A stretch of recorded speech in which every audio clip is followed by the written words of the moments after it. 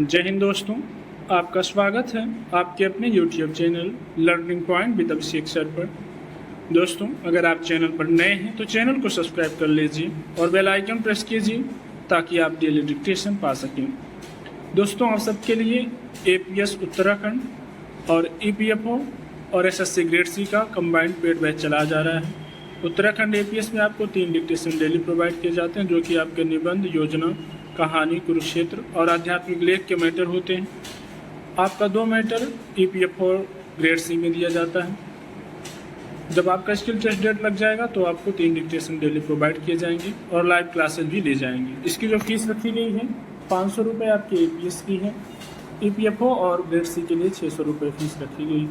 अगर आप दोनों में से कोई भी बैच ज्वाइन करना चाहते हैं तो आप इस नंबर पर संपर्क कर सकते हैं 7393976701। इस नंबर पर आप हमसे बैच की इन्फॉर्मेशन ले सकते हैं, व्हाट्सएप या टेलीग्राम पर मैसेज कर सकते हैं और ज़रूरी हो तो कॉल कर सकते हैं। आपकी डिक्टेशन शुरू होगी 5 सेकंड बाद।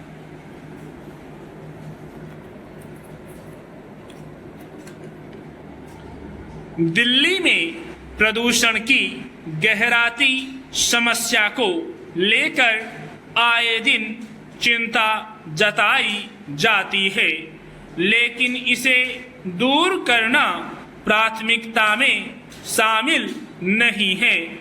ठोस अपशिष्ट के निपटान को लेकर टाल मटोल का रवैया यही दिखाता है कि संबंधित सरकारी महकमों की ओर से प्रदूषण से निपटने के लिए सख्त कदम उठाने के दावों की हकीकत क्या है।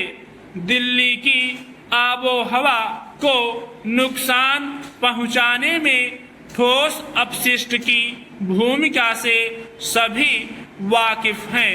इसका यहाँ के लोगों को बहुस्तरीय नुकसान उठाना पड़ रहा है।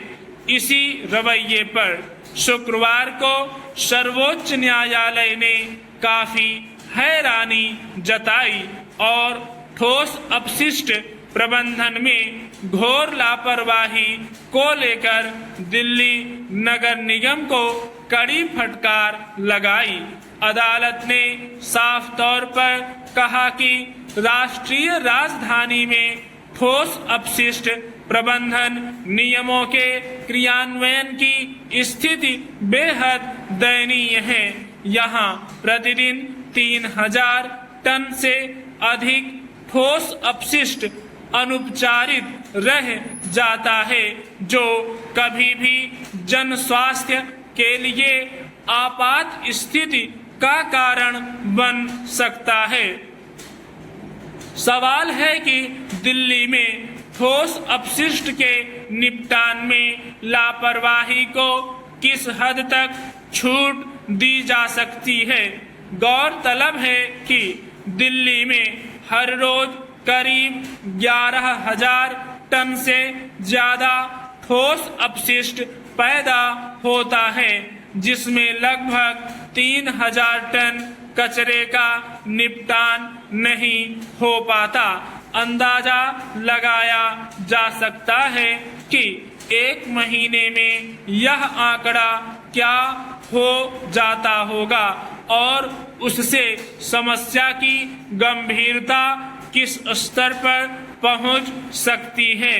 एक सवाल यह भी है कि अगर इतनी बड़ी मात्रा में कचरे का निपटान नहीं हो पाता तो उसका क्या होता है और आसपास के इलाकों में उसका क्या असर पड़ता होगा।